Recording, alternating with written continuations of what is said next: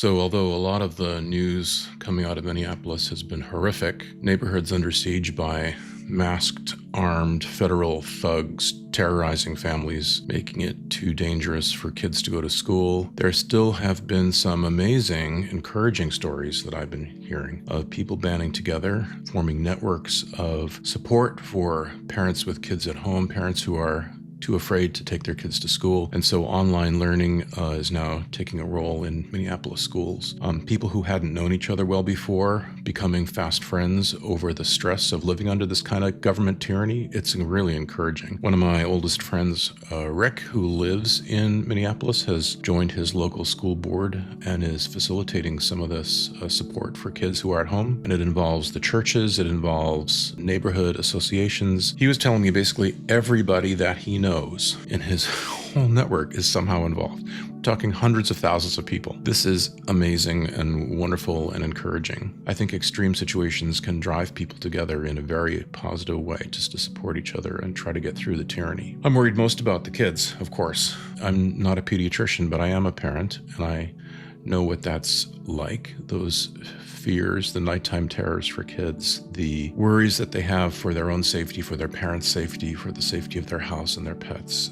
These are primal fears, and it's hard to reassure kids when there's no good reassurance to offer them. It's a sad time, but kids are also resilient, and they can sometimes help us as adults and as their parents to partner with them and be part of a team that gets through it all, just to be honest with each other. My own son, who's now 24, said a funny thing. When he was little, like 5 years old, we celebrate Passover, and there's a point during the Haggadah where you put the red drops of wine around typically a white plate to describe each drop being like a drop of blood that reminds you of the terrible plagues that befell the Egyptians. The last one, of course, being the arrival of the angel of death to kill the firstborn of Egypt. And at one Passover, he turned to me.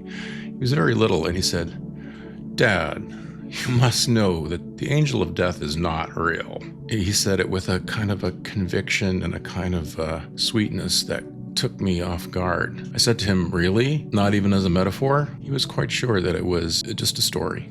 May we all have happy childhoods like that. This is a boy who was secure at that age. Didn't have to worry about his parents being kidnapped or murdered. And there are kids who will always have those terrible memories of being 5. And for them, the angel of death really is real in their own lives. But he also said to me later about my own trauma, my own dad's PTSD and the terrors of World War II, which I grew up with. He said, "Dad, sometimes you just got to get over it." I was like, that is very wise. That's very wise. He was only like 6. It's sweet. And I was taken aback. I was like, yeah, you're right. So relying on our children, too, in their own resilience can be helpful for traumatized adults. Children are part of the partnership and the network of care for other children and for other families. And so turning to each other in this difficult time of government tyranny and terror is a resource that they can never take away from us. We will always have each other and our mutual support. That's very encouraging, and I rely on that.